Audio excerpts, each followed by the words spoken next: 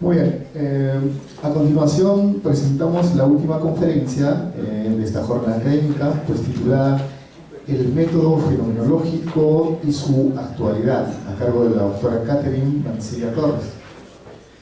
La doctora Mancilla es profesora del Departamento de Filosofía de la Universidad Nacional de San Marcos, de la Pontificia Universidad Católica del Perú. Es doctora y magíster en filosofía por la Pontificia Universidad Católica del Perú y magíster en ciencias políticas por la Universidad Católica Lovaina de Bélgica. Es miembro del Círculo Latinoamericano de Fenomenología, del Círculo Peruano de Fenomenología Hermenéutica y del Grupo Internacional de Fenomenología en el Arrabal.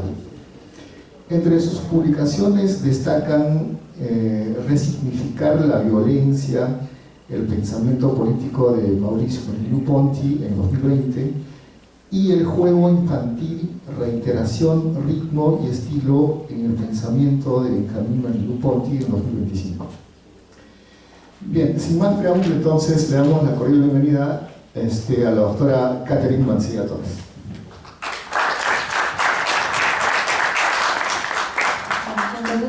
A la universidad, a la UNSA, por la invitación. Yo no he podido preparar un PowerPoint, me van a disculpar por eso, así que voy a remitirme a la Old School, o sea, hacer una disertación sobre el tema que les he traído ahora. El año pasado vinimos con Franklin para presentar su libro y se acercaron unos estudiantes a pedirme si podía presentarles algo de fenomenología la siguiente vez que viniese, porque parece que no era necesariamente un tema que trabajaban en los cursos. Entonces dije, ok, vamos a hacer algo de fenomenología, pero no una clase, no un curso, sino vamos a remitirnos a un tema más contemporáneo de la fenomenología, que en realidad es uno de los grandes bloques dentro de la tradición, ¿no? A mí me gusta hablar de la fenomenología como una tradición, y es el problema de la intersubjetividad. Bueno, en realidad la intersubjetividad no es solo un problema dentro de la tradición fenomenológica, es un problema de toda la filosofía en general, es un desafío, diría yo, central de la filosofía, y que supone también una visión antropológica, ¿no? ¿Qué es lo que es un ser humano? ¿Quién es un ser humano? Entramos ahí desde Hobbes, cuando hablamos del Homo hominis lupus, entramos desde Hegel en la lucha de las autoconciencias en la fenomenología del espíritu, cuando terminamos teniendo una estructura de opresión entre dos sujetos, ¿no? Y también lo hablamos desde la ciencia decimonónica, ¿no? Es la pregunta por el otro, quién es el otro, cómo conozco al otro, y lo tenemos desde las miradas más causalistas o más observacionales, que vienen desde una tradición cartesiana que funda el dualismo, ¿no? Es decir, la comprensión que hay detrás del ser humano, sobre todo en esta última tradición a la que hago referencia, tiene que ver con el cuerpo y el alma, la materia y el espíritu. Esta división, esta escisión que se ha hecho históricamente del ser humano. Uno de esos temas es que bajo ese contexto Husserl, ya en 1900 y 1901, cuando escribe las investigaciones lógicas, y después en 1913, cuando escribe Ideas de una fenomenología trascendental, se permite un poco evaluar la tradición moderna, dualista de la subjetividad y encontrar un fundamento trascendental del conocimiento. Ojo con la palabra trascendental, porque suele tener bastantes incomprensiones justamente desde la modernidad. Es otra idea a la que Husserl quiere acceder con trascendental. Pero bueno, más allá de eso, para ir quemando un poco la película y también ser mucho más esquemática con lo que hay que decir, Husserl plantea un método, ¿no? El método de la epogea y de la reducción trascendental. El primero, de la epogea, no es otra cosa que poner en suspensión de la validez de todos los conocimientos dados en el mundo. No es negarlos, simplemente suspenderlos. La epogea es una puesta entre paréntesis, ¿sí? Y luego hace la reducción trascendental como una actitud de neutralidad frente a los conocimientos. ¿Qué hay en la reducción trascendental? Es una segunda pregunta que se hace Husserl, sobre todo en Ideas 2, que tiene que ver con cómo los seres humanos, o cómo los sujetos, porque también pueden ser otro tipo de sujetos, le dan sentido y significado a las cosas, ¿no? Ponen las cosas en el mundo o le dan significación a las cosas en el mundo. Entonces, a partir de eso, Husserl seguidamente lo que encuentra es un ego, llamémoslo yo, una conciencia que es intencional, de hecho que regresa a transformar la figura cartesiana, y en vez de decir ego cogito va a decir ego cogito cogitata qua cogitata. Yo soy pensamiento, yo pienso pensamientos de cosas pensadas, ¿no? Entonces, ¿a qué se refiere esto? A un yo intencional que está dirigido, orientado constantemente a las cosas del mundo. No son pensamientos puros, sino que estamos en el mundo. Bajo esta perspectiva, Husserl ha tenido varias críticas por caer en el solipsismo, digamos, ¿no? En tanto que se ha pensado que el yo, que termina teniendo las conclusiones de la última parte de ideas, se remiten a una conciencia trascendental y parece pues que es una conciencia aislada de los otros, del mundo humano. Entonces, una de las preguntas que hacemos a la tradición fenomenológica es, bueno, ¿qué pasa con otras conciencias? ¿Cómo es posible acceder, conocer, vincularse con otras conciencias? Si finalmente hay una especie de radicalidad de la solitud, de la soledad, en la medida en que yo nunca voy a sentir el dolor de estómago de otra persona. Es el ejemplo de Husserl en los textos, ¿no? Y bueno, en realidad ya desde esta época Husserl está respondiendo al tema sobre los estudios de la empatía, ¿no? Empfindung en alemán, que es para él la empatía un acto intencional inmediato, que es no judicativo, es no intelectual, sino es plenamente pasivo, plenamente reflexivo para Husserl. Esto sobre todo lo va a trabajar en Ideas 2.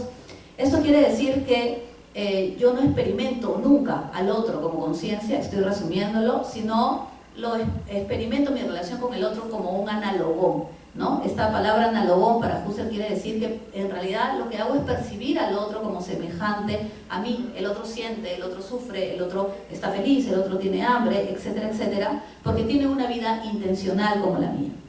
Y en este sentido regresa él, sobre todo en Ideas 2, un libro que estaba escribiendo en paralelo con Ideas 1, a una concepción del cuerpo que no es para Husserl para nada un objeto, sino es una vida intencional que él le va a llamar alter ego, y que le va a permitir, digamos, expresar las experiencias del mundo y producir entre uno y otro sujeto el mundo común. El mundo común no es otra cosa que lo producido por los sujetos que se encuentran bajo un tipo de experiencia, un tipo de vivencia. Ya, hasta aquí Husserl, y aquí quedó, ya murió, pero la tradición fenomenológica ha continuado este camino, definitivamente. Patočka, Schulz, Merleau-Ponty, Stein, Edith Stein, Levinas y Merleau-Ponty han sido los autores que más han intentado trabajar el problema de la intersubjetividad en la fenomenología, ¿no? Yo me quiero concentrar ahora en la particularidad de no trabajar el tema de la intersubjetividad en Merleau-Ponty, que es un autor francés, un filósofo de entreguerras, 1906, 1961, 1908, 1961, que, bueno, nunca estudió con Husserl, simplemente lo leyó, pero tiene una perspectiva distinta, semejante distinta en la medida en que él va a tomar el camino genético de la fenomenología. La fenomenología es un montón de tradiciones, de personas que se critican mutuamente, con muchísimos cambios al día, ¿no? De repercusiones de la fenomenología, en fin. Bueno, ¿por qué quiero retomar un poquito la propuesta de Merleau-Ponty para esta reunión? Porque él cree que hay que retornar a un origen previo a la intersubjetividad. O sea, la intersubjetividad se ha planteado como un problema porque generalmente la discusión yo-otro parte de la existencia de que ya hay un yo. O sea, hay alguien que se reconoce, tiene un estado mental de yo, ¿ok? Y por lo tanto hay un otro. Esa es una mirada adultocéntrica, y ahí vienen los bebés. Esa es la mirada adultocéntrica, es decir, es la base de experiencia en sujetos que tienen conciencia de sí mismos. Entonces, claro, lo que va a hacer Merleau-Ponty es volver al epogé de Husserl, efectuar una epogé radical y encontrar una especie de suelo perceptivo que se llama anónimo, en el que todavía no nos reconocemos, o en el que estamos viviendo una experiencia sin tematizarla como subjetividad o como voluntad, ¿no? Muchas de nuestras experiencias en nuestra vida son meramente perceptivas, ¿no? Cuando dormimos, cuando estamos manejando y estamos pensando algo sin estar concentradas en el hacer exactamente del manejo, y sin embargo el cuerpo motrizmente sabe lo que tiene que hacer. En fin, o sea, hay muchas experiencias perceptivas, prereflexivas en ese ámbito. Y entonces ese es el ámbito que Merleau-Ponty le llama el suelo primordial de la experiencia, que se inaugura en la existencia, y uno de los ejemplos fundamentales de su obra es la infancia, o el nacimiento en particular. Es bastante difícil hablar del nacimiento y de los bebés desde la reflexión, porque es un ámbito irreflejo. Entonces, ¿cómo reflexionamos del irreflejo? ¿No? Siempre es como oculto, siempre es como lateral. No accedemos a nuestra infancia, sino a través de los recuerdos o narraciones que otros nos han contado, o una emoción que de alguna manera nos lleva, un olor, pero directamente la vivencia misma ya no la tenemos. Y sin embargo, para Merleau-Ponty hay que hacer un esfuerzo para volver a esta experiencia oblicuamente, y pensar la niñez. Y en este caso, lo que va a hacer Merleau-Ponty es discutir con toda la tradición de su época, sobre todo con Jean Piaget y la escuela de la Gestalt, los gestálticos, la escuela alemana gestáltica, que de alguna manera tienen una perspectiva de la niñez como el bebé o el niño es un protoadulto, es alguien que va a ser un adulto, que está en proceso de ser un sujeto racional, de ser un sujeto que evoluciona de este modo, ¿no? Entonces, Merleau-Ponty va a tener una perspectiva particular de la entrada a la niñez, que es que en la etapa más o menos de los 0 a los 6 años, bueno, él trabaja un poco con toda la información psicológica de la época, habría que mencionar un montón de autores y eso lo quiero evitar para no hacer más compleja esta reunión. En el bebé no hay diferencia yo-tú, ¿no? Y es a partir de lo que parte, sino una especie de confusión de un nosotros básico, de un nosotros general. Los límites de su corporalidad en el bebé no son reconocibles, ¿no? Por eso se asustan con sus manos. Merleau-Ponty llama a esta etapa el polimorfismo infantil. ¿Por qué? Porque las características con las que nace el cuerpo del infante están por hacerse. Están dadas en él como esquema corporal, pero están por desarrollarse. Entonces su cuerpo se dispone, si queremos, a desarrollar habilidades, y esas habilidades van a depender de su entorno. O sea, no hay una forma única de desarrollar las habilidades, sino que las habilidades o las competencias o las capacidades van a depender de su contexto. Entonces estamos hablando de una definición de un cuerpo particular, es decir, si es un cuerpo un cuerpo dispuesto a, diría yo, a organizar su esquema corporal, su cuerpo interoceptivo y estereoceptivo y motriz en función a una situación. Es un cuerpo que en ese sentido no está maduro, sino que madurará en una cultura particular interactuando con esa cultura. En ese sentido, para Merleau-Ponty, la vida humana, por lo menos, no es propiamente natural, es natural y cultural al mismo tiempo desde el día de nuestro nacimiento. Vuelvo sobre esta indiferenciación, porque lo que sucede con el bebé y su cuidador en esta primera etapa de la indiferenciación, donde Merleau-Ponty también le llama polimorfismo infantil o unidad sincrética o anonimato o generalidad. Utiliza varias palabras para hablar de esta etapa. Para Merleau-Ponty, en esta relación entre el cuidador y el bebé, el otro no es un reflejo de sí mismo, sino que nos vemos a nosotros mismos como el otro nos ve.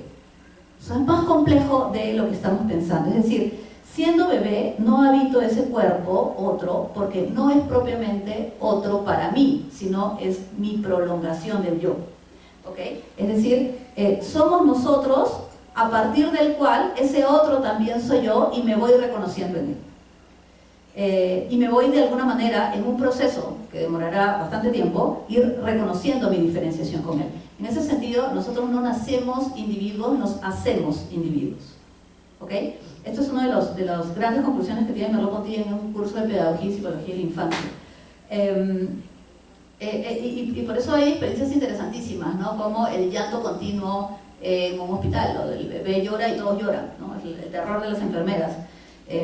Hay una especie de expresión colectiva que se enmaraña entre todos los sujetos. Es una especie de estado somático compartido entre uno y otro.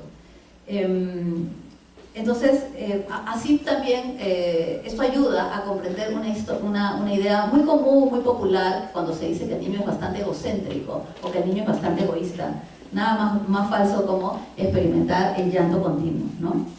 El niño no está ensimismado en sí mismo porque su percepción, según Merleau-Ponty, tiene un punto de vista absoluto. no rechace el punto de vista del otro en favor de su punto de vista, porque lo que sucede es que no es consciente de tener una perspectiva, porque todavía no hay un yo. A mí me hace acordar mucho esto cuando mi hija tenía más o menos 3 años, 4 años, y se soñaba algo y venía molesta a pedirme cuentas sobre su sueño como si yo también lo hubiese soñado, ¿no? Pensaba que soñábamos lo mismo. Entonces, esto es bien interesante porque no es que el niño crea, o sea, a veces creemos que el niño cree que el mundo gira alrededor de él. No, el niño lo que está haciendo es expresar su frustración porque los demás no ven las cosas como realmente lo son. Y digo realmente lo son entre comillas porque en realidad está mirando el todo de la unidad sincrética. Entonces, claro, el niño no comprende en esta primera etapa, en estos primeros meses, si su madre y su padre tienen la libertad de sentir o de no sentir lo mismo que él. ¿Okay? Para el niño su entorno, en ese sentido, es lo común. Es la idea, digamos, primigenia de lo común. Y claro, desde una perspectiva intelectualista, racionalista, si regresamos a Descartes, o empirista, en pocas palabras, dualista en general, ya. Uno podría decir que, claro, esto es la inmadurez intelectual de la infancia, pero aquí Merleau-Ponty va a criticar esta mirada adultocéntrica, porque la adultez dura mucho más. O sea, lo que dice Merleau-Ponty es que en la medida que la adultez es un periodo de vida mucho más largo, asumimos la adultez como un periodo de vida terminado. Pero en realidad todo el tiempo estamos viviendo relaciones con esta generalidad o este anonimato o este mundo sincrético, ¿no? Y el tema que está detrás aquí es que generalmente asumimos que la percepción adulta es superior a la percepción del niño. Y que la del adulto es más sofisticada que la del niño. Pero lo que va a demostrar Merleau-Ponty, y sobre todo en diálogo con la antropología de Lévi-Strauss y con diferentes psicólogos, Lemaitre y otros, es que la percepción infantil no es solo una base intuitiva, digamos, intuitivo-relativa, ¿ya? Para comprender las relaciones intersubjetivas, sino para comprender todo. Es decir, el sincretismo infantil o el anonimato, que es, digamos, parte de esta vida biológica y cultural del nacimiento, subyace a nuestra madurez y permanece con nosotros. Por eso para Merleau-Ponty la fundación de la expresión no es hacia adelante, sino siempre va hacia las bases biológicas del cuerpo y se produce en constante interacción con otros. Hay 2 términos que pueden ayudar bastante a comprender esta idea del anonimato o la indiferenciación. Uno es la palabra empiétement en francés y otra es la palabra accouplement. Empiétement, a mí me gusta traducirla como usurpación, ¿ya? O sea, como alguien que te roba la identidad, alguien que te roba algo de ti, que toma lo tuyo como propio. Y el accouplement me gusta traducirlo como emparejamiento para ir en la misma sintonía con Husserl, que es el emparejamiento de los cuerpos, ¿ya? ¿A qué se refiere el tema de la usurpación? También a veces Merleau-Ponty le dice promiscuidad, ¿ya? Al empiétement. El bebé toma el gesto de su padre, no con el interés de que el gesto, porque el lenguaje para Merleau-Ponty, el lenguaje no es el habla, ¿no? Esto es un gesto sonoro. Lo que estoy haciendo yo son gestos sonoros, acompañados de gestos motrices. Porque, bueno, todo es motriz en realidad. Pero para Merleau-Ponty el lenguaje es un grado de virtualidad de la expresión humana. La expresión es mucho más profunda y toda expresión siempre regresa a la motricidad biológico-cultural del cuerpo. Entonces, ¿qué es lo que va a decir Merleau-Ponty? Lo que hace el bebé es que se presta el gesto del adulto. Si yo quiero coger este lápiz, el bebé lo va a coger así al inicio porque todavía no tiene la psicomotricidad fina, ¿no es cierto?, para agarrar el lapicero de este modo. Entonces, al inicio lo agarra así, pero intenta todo el tiempo imitar al padre. No es que el padre, como decía Álvaro, esté detrás promoviéndole el poner el pulgar oponible y la sujeción del objeto, sino que simplemente él imita al padre porque roba. Eso es el empiétement, o sea, roba el gesto del padre porque quiere las mismas intenciones que el padre. Es decir, el objetivo no es tanto imitar al padre, no es lo que interesa, sino lograr lo que el padre hace, que es rayar el papel. ¿Ok? Entonces, sí, la idea es que el bebé se preste de los adultos modos o actos con los cuales logra construir objetos y relacionarse con su entorno. Entonces hay una mirada existencial bastante interesante en la fenomenología merleau-pontiana, porque hay una relación otro, yo, otro mundo. Es decir, el otro es mi primer lugar del mundo. El otro es el medio por el cual el mundo existe para mí. No es un yo, un otro, que compartimos el mundo. Yo, mi perspectiva de la silla, y el otro, el compañero, su perspectiva de la silla. No. En el caso de la primera infancia, que como les digo, que está atada a nuestra vida incluso adulta, es el otro, el canal, el lugar, el magma, digo yo, a partir del cual llegamos al mundo. Entonces, claro, aquí hay temas muy interesantes de los que no voy a hablar, por ejemplo en la filosofía de Guillaume, ¿no? Cuando hablamos de la imitación o en Piedmont como relaciones de placer y desplacer que también el niño va revisando. Entonces, a partir de esto, ya de una manera en términos de fenomenología más francesa, a lo Sartre, a lo Merleau-Ponty, cada uno con sus grandes diferencias, a lo Levinas, por cierto, hablamos de la existencia humana como coexistencia dialéctica, ¿ya? Voy a leer una cita. La dialéctica no es una relación entre pensamientos contradictorios e inseparables, es la tensión de una existencia hacia otra existencia que la niega y que sin embargo no se sostiene sin ella. La metafísica, la emergencia de un más allá de la naturaleza, no se localiza a nivel del conocimiento, empieza con la apertura a un otro. De hecho, que esta idea de la dialéctica aparece a toda la vida, no como acumulación de la experiencia o ensanchamiento de la experiencia, sino como reestructuración. Ese es uno de los conceptos básicos de Merleau-Ponty, porque la experiencia de darle sentido a las cosas del mundo o dar sentido a mi experiencia de comunicación con el otro supone una relación de indeterminado y determinado. Determino, eso se indetermina y vuelvo a determinar. Es decir, no es evolutiva, no es dialéctica en el sentido que va complementándose, sino que todo el tiempo jugamos en una existencia en que indeterminamos y determinamos. Y volvemos a determinar. Eso que hemos determinado retroactúa sobre lo anterior y volvemos a determinar. Y entonces, esto es muy interesante porque lo que está haciendo Merleau-Ponty es plantear al cuerpo como condición de posibilidad de un comportamiento humano. Y no existe para Merleau-Ponty algo innato, algo natural, sino que en las condiciones que ofrece un medio vivido, que ofrece el medio vivido, la atmósfera, el cuerpo le da sentido a la experiencia a través de una serie de movimientos donde las partes del organismo cobran sentido en una unidad que el cuerpo anticipa. ¿Qué hace el cuerpo? El cuerpo orienta una significación, le ofrece un futuro, direcciona eso y luego retroactúa. Es la relación de determinado-indeterminado. Entonces esto es bien importante porque en realidad para Merleau-Ponty, si partimos no de una experiencia intersubjetiva, sino la génesis de esa experiencia intersubjetiva, la intersubjetiva viene después, ya es adulta, ya son objetos culturales que vienen después de la experiencia. La primera etapa, esta de la que está hablando Merleau-Ponty, es bien bacán porque hablamos de sujetos, de seres humanos que son pura apertura en el mundo. O sea, nosotros, Merleau-Ponty habla de una dehiscencia, es como el cuerpo tiene una herida, ¿no? O sea, es un cuerpo abierto, un cuerpo que nunca sutura, que nunca está cerrado del todo. Ese es el cuerpo humano. Entonces, no estamos escalando hacia la adultez, sino que nuestra vida existencial, nuestra vida corporal, en realidad es abrirnos a nuevas posibilidades de significación.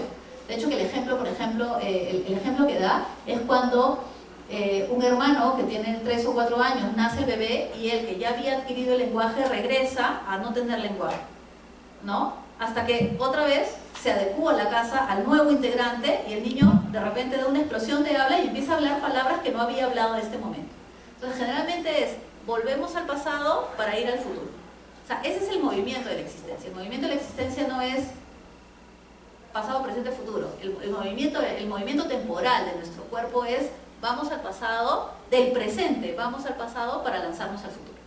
Esa es un poco la experiencia del bebé, del polimorfismo y del niño, ¿no? Entonces, para ir resumiendo hasta aquí, cuando hablamos de un estadio asubjetivo, un estadio anónimo, tenemos que considerar estas características esenciales que está dando el fenomenólogo. Es decir, primero, que vincula con la infancia una manera central de existencia, una manera interesante de la relación existencial determinado-indeterminado, que también la va a encontrar en otros modos y en otras etapas de la vida, como en la vejez, cuando un anciano no se reconoce en sus fotos, por ejemplo, ¿no? En el sueño, en la formación del habla, en el arte, en el baile, en las enfermedades. Estas características son el polimorfismo de la indeterminación, y ambas sostienen la idea de que la apertura del sujeto hacia las significaciones de un medio vivido.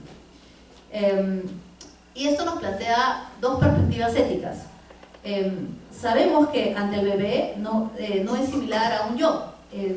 Propiamente no es un alter ego, como he venido diciendo, sino está en un proto-yo, o sea, todavía no desarrolla el yo. En proceso de constitución, en proceso de individuación de su entorno.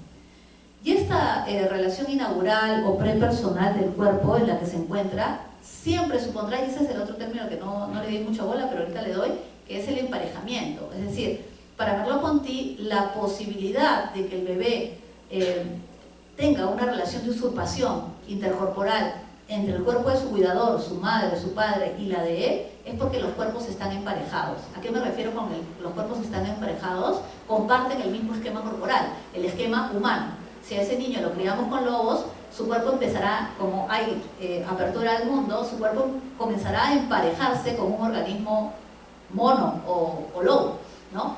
Con sus problemas también, porque biológicamente no somos exactamente igual. Entonces, este desparejamiento es un proceso natural y cultural también, que supone que el niño va descubriendo su propio repliegue a un yo. De hecho, hablamos de la primera depresión a los 5 meses, ¿no? Cuando el bebé tiene independencia motriz, la primera independencia motriz, que es sentarse solo o que empieza a gatear, porque se sabe que el cuerpo con el adulto no lo comparte. Antes el adulto lo llevaba a todos lados, ¿no? Y él andaba y pensaba que iba bien rápido, ¿no? Hasta que empieza a sentarse, la mamá lo deja ahí un rato y lo deja también llorar, ¿no? Y el niño descubre una primera experiencia motriz de soledad y de independencia del propio cuerpo, ¿no? Tiene también más capacidad para coger con fuerza las cosas y también las tira. Entonces, esta es una experiencia que va a suponer un primer repliegue. ¿Por qué se llama la primera depresión? Porque es el primer momento en que uno descubre que es un cuerpo solo, no es un cuerpo anónimo, ¿no? No es un cuerpo de un nosotros colectivo, donde él asumía que los otros tenían o formaban parte de él. Entonces, bajo esta primera perspectiva, o sea, lo que Merleau-Ponty intenta superar es estas críticas que se le hicieron a Husserl, es que no hay un solipsismo en la primera etapa de nuestra vida, sino que el solipsismo en realidad es un objeto cultural. O sea, ha supuesto maduración, ha supuesto tradición filosófica y ha supuesto, digamos, una separación y un desparejamiento constante de nuestros propios procesos vinculantes, existenciales, tanto naturales como culturales. Y como les venía contando, es a partir de los 6 meses que el cuerpo deviene en esta relación de parificación, accouplement, ¿no? Emparejamiento, ¿no? En el que ya vamos a empezar a mirar cómo los egos son conscientes de un otro. O sea, esto recién empieza, hemos hablado 6, 8 meses más o menos para que se dé este proceso. Y claro, esto es muy interesante porque si yo parto de una mirada del anonimato para hablar de la intersubjetividad, convierto la intersubjetividad en una experiencia que tiene como base un contagio intencional de antemano. Es decir, comprendo al otro porque somos capaces de la misma conducta porque hay un mundo familiar común. Por eso, si me voy a otra cultura muy lejana a la mía, no comprendo el gesto, ¿no? O sea, un japonés sonríe cuando está molesto. Entonces, yo creo que está sonriendo, no lo comprendo. No lo comprendo porque el otro está furioso, ¿ya? Pero se pone rojo y sonríe. ¿Por qué? Porque son experiencias gestuales familiares completamente distintas y que suponen este entorno familiar de intercorporeidad. Entonces, frente a todo lo dicho y retomando retomando un poco estas dinámicas, disculpen que haya tenido que hablar con términos técnicos, pero es que así son los fenomenólogos, un poco pesados. Vamos resumiendo cómo entonces el bebé identifica las intenciones del cuerpo del otro en su cuerpo e inversamente en las partes, y esto pasa porque hay una sensibilidad propioceptiva, que es el fondo de la parificación. Si quieren ya después me preguntan a qué me refiero con propioceptiva. Entonces llegamos así a la propuesta que nos permite diferenciar, por lo menos en la filosofía de la Merleau-Ponty, la intercorporeidad. Intercorporeidad es un concepto pre-reflexivo, no forma parte de la filosofía de la reflexión, que es reflexiva, vale la redundancia, sino de reflexionar sobre el irreflejo. En esa etapa donde hay silencio, donde todavía no hay lenguaje hablado, no hay lenguaje sonoro, como dice Merleau-Ponty, donde hay una relación tácita con el otro, y donde los sujetos están formando un sistema único que se sedimenta o se cimenta en una función motriz, en el mero movimiento del cuerpo, donde estamos en una relación olfativa, táctil, que en realidad son los primeros sentidos que se desarrollan en el bebé, ¿no? El primero es el visual, es el último, ¿no? Los primeros son olfativo y el del sabor.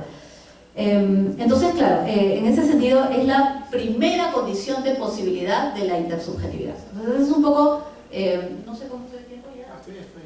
¿Sí? Ah, ya. Esa es la conclusión un poco que yo quería plantearles, que la fenomenología, en la medida que hay fenomenología genética, es decir, que requiere regresar a pensar el cómo de la significación, el cómo del sentido, el cómo del lenguaje, el cómo de la razón, de lo que razonamos, de las ideas, de las costumbres, de las nociones colectivas que tenemos.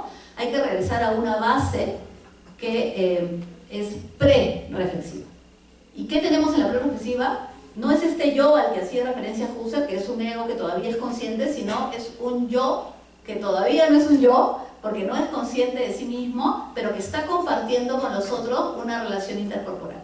Ese es un fundamento el fundamento del anonimato, o la experiencia del anonimato, como suelo primigenio, como suelo perceptivo, inaugural, naciente, que tiene varias intenciones, ¿no? Que tiene una doble intención, porque el niño no solo se fija en las cosas del mundo, sino que se fija en la madre como medio para fijarse él en las cosas del mundo. Esto es, fija su percepción en las intenciones de la madre, y es así como adquiere lenguaje. Es decir, por eso no necesitas estimular tanto a los niños. Los niños, en la medida que son apertura, pues nosotros somos apertura, somos plásticos y podemos todo el tiempo vivir, lo hacemos todos los días, vivir en la relación indeterminado, determinado, en el fondo, ¿no? Y ya esta es la última, lo que quería decir. Merleau-Ponty termina por invertir estas dos ideas, ¿no? Primero, desde una mirada de la psicología de su época, la objetividad no nos lleva a una idea de verdad que nos liberaba, pues, ¿no? de la inmadurez del sujeto, que era absolutamente objetiva, etc. Merleau-Ponty se va a centrar en el nacimiento para demostrarnos que las percepciones no están cerradas y que gozan de una dependencia y de una vida que es inicialmente y ante todo colectiva. Para Merleau-Ponty, el niño es este sujeto que nos revela un cierto terreno común de toda la vida humana. La segunda idea es que, frente a la psicología, Merleau-Ponty cree que no se trata de proyectar las nociones adultas y actuales sobre experiencias pasadas, particularmente sobre la infancia. La infancia no es una etapa del adulto, el niño no es un futuro adulto, su experiencia vívida es singular, está llena de una riqueza particular. Hasta ahí me quedo.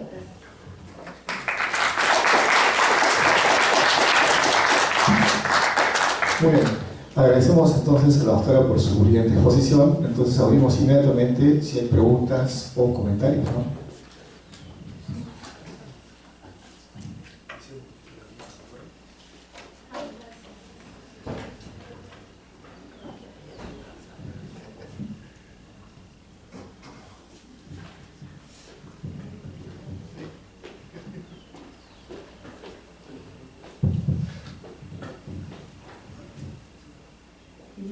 Muchas gracias, Katy, porque tu exposición, el tema me parece muy original, ¿no? Abordarlo de esa forma y también un poco hacer un juego entre Husserl y Merleau-Ponty, y incluso has mencionado unos nombres. Bueno, voy a hacer dos preguntas, una sobre el tema directo y otra no directamente sobre el tema. Me preguntaba si ese ser pre-reflexivo del cual hablaste tendría una edad, digamos, cronológica que tú consideres que deja de ser pre-reflexivo, porque recordé la autobiografía de Sartre en las palabras, cuando él se refiere a la muerte de su padre y dice: la muerte de mi padre, bueno, hizo volver a mi madre a las cadenas y a mí me dio la libertad, ¿no? Porque me liberó de ese modelo, ¿no? De ese modelo a seguir, a imitar, del que también un poco nos hablabas, ¿no? Entonces, por un lado quisiera ver si has puesto una edad de ser pre-reflexivo, y por otro lado también, efectivamente, si sientes que esa afirmación de una libertad existencial solo es del adulto Sartre y que no podría ser en realidad relacionada con la vida de ese ser, ¿no? Por ahí quería hacerte la pregunta. Y la pregunta que se sale de un poquito del tema, pero que tiene que ver justamente con lo que estás tocando a Husserl y a Merleau-Ponty, es este conflicto que estamos viviendo de Gaza. ¿En qué medida, y esto le hago la pregunta intencional para ver la vigencia que yo sí considero que tiene Husserl, en la intencionalidad de Husserl y la corporeidad de Merleau-Ponty, cómo podrían de alguna manera ayudarnos a entender mejor el conflicto de Gaza? Esas eran mis dos preguntas.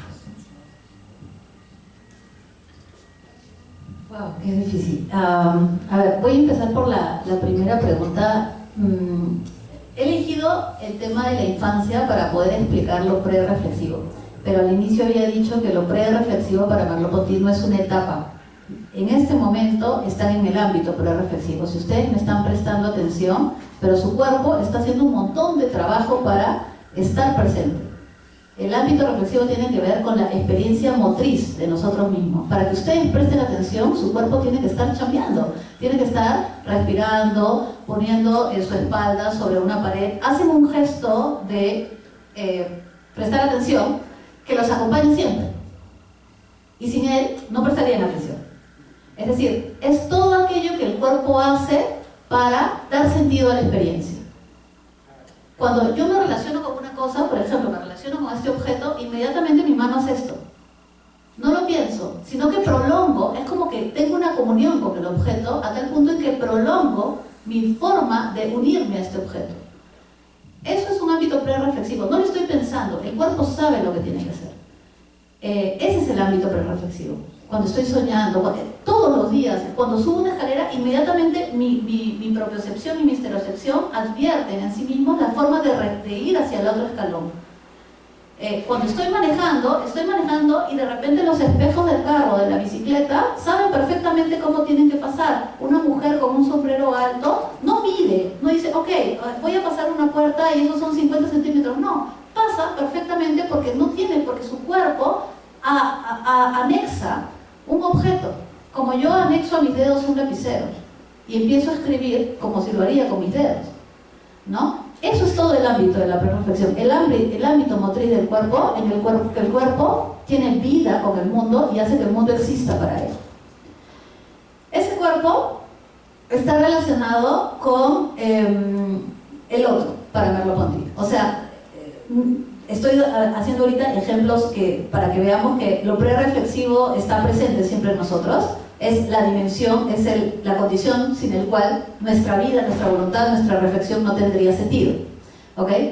En la infancia se nota mucho más, ¿no? Porque nosotros vamos desarrollando ámbitos culturales mucho más complejos, pero son culturales, son sociales. Y esto es bien importante porque también nos plantea una pregunta central que tiene que ver con si en este ámbito pre-reflexivo de alguna manera hay un yo que puede dejar de existir, ¿no? Porque para Merleau-Ponty, el gran tema de Merleau-Ponty son tres, ¿ya?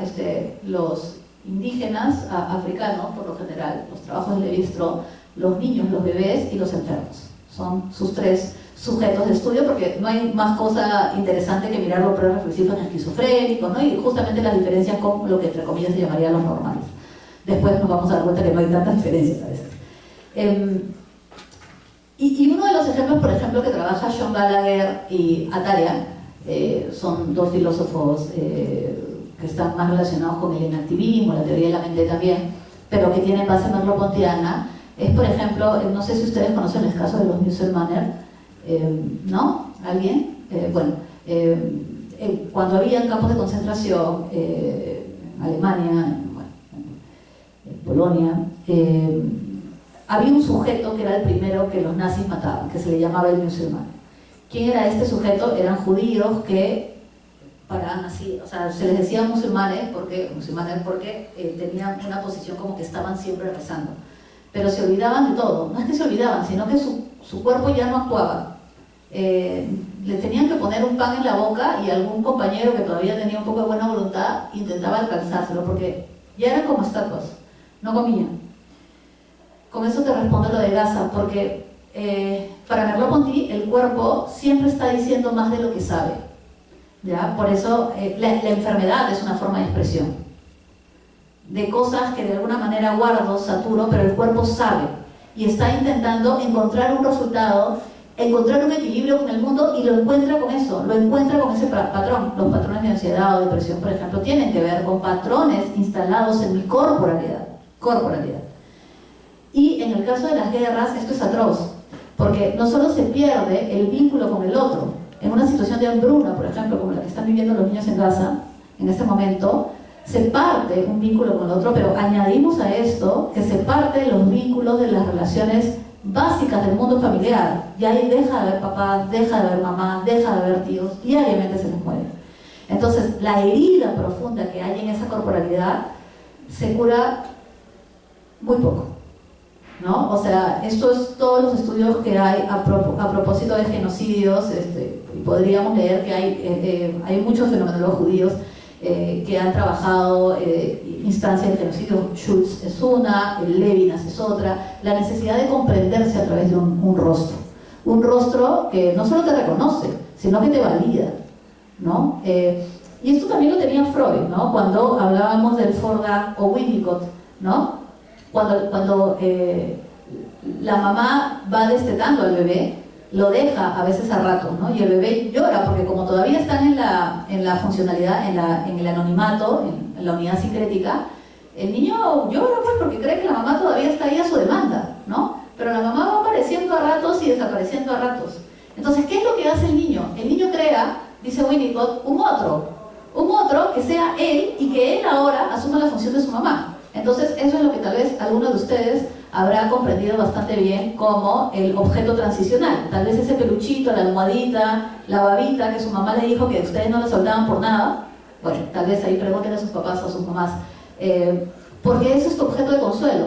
Cuando tú tienes rabia, te vas contra él. Cuando tú tienes miedo, lo abrazas. Porque tú empiezas a tener el rol de tu mamá contigo mismo. Es un sí mismo en el otro. ¿Sí? Entonces, esa es una experiencia que, por ejemplo, en las guerras, en la que tenemos un escenario externo hostil, duro, cruel, se pierde.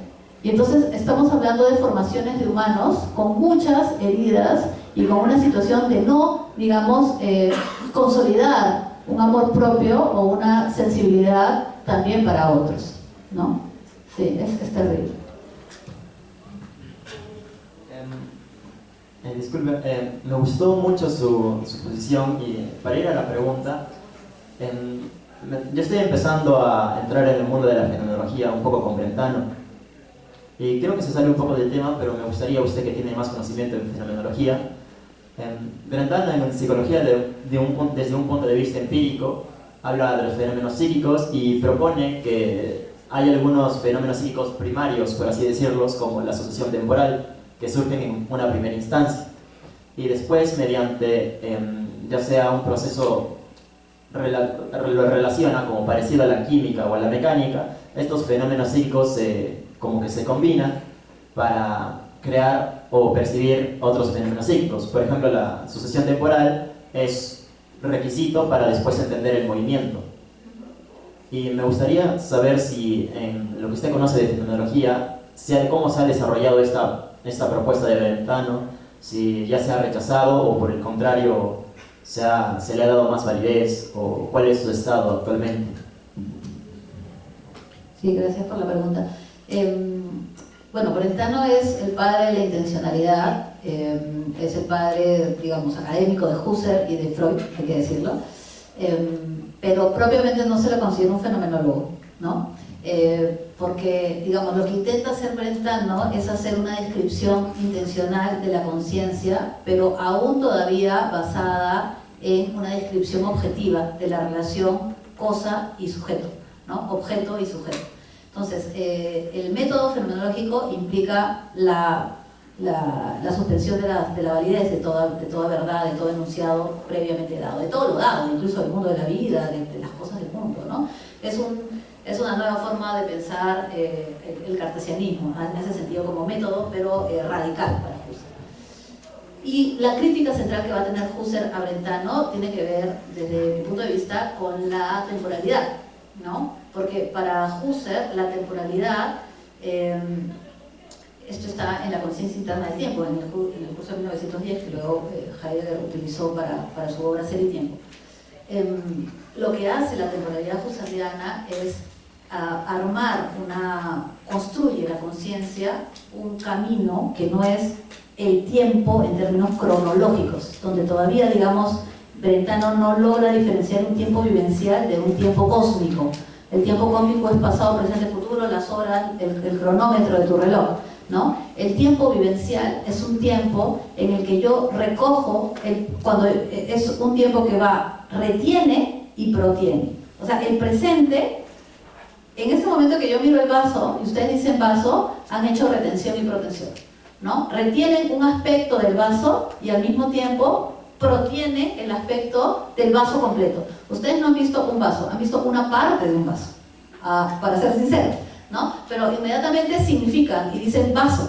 ¿Por qué decimos vaso? Porque completan. Pero ese momento de completar es moverse en su propia temporalidad vivencial, que es decir, ir al pasado y recoger el futuro. Eso es un presente. Pero ese presente, en el momento en que yo lo anuncio, ya dejó de ser, ¿no? Entonces es como que nuevamente se deshace y empieza otro momento de la temporalidad. La fluctuación temporal de nuestras vidas y de nuestra propia intencionalidad es tal vez el gran tema de la fenomenología, ¿no? Uno, les he planteado ahora, es la intersubjetividad, otro es la temporalidad, otro es la intencionalidad. Bueno, se abren muchos temas, pero justamente porque en realidad el tiempo no existe, sino que somos el tiempo. Y en el caso de Merleau-Ponty, el tiempo es motricidad. ¿Cómo es el tiempo? El tiempo es nuestro movimiento. Cada movimiento, el parpadear de nuestros ojos, el ver, el fijar, es la relación de determinado y indeterminado a partir de nuestra motricidad.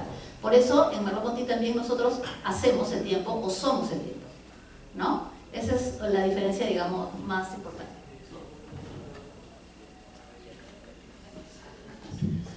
Muy bien, le agradecemos a doctora por su brillante exposición, por compartir con nosotros sus conocimientos.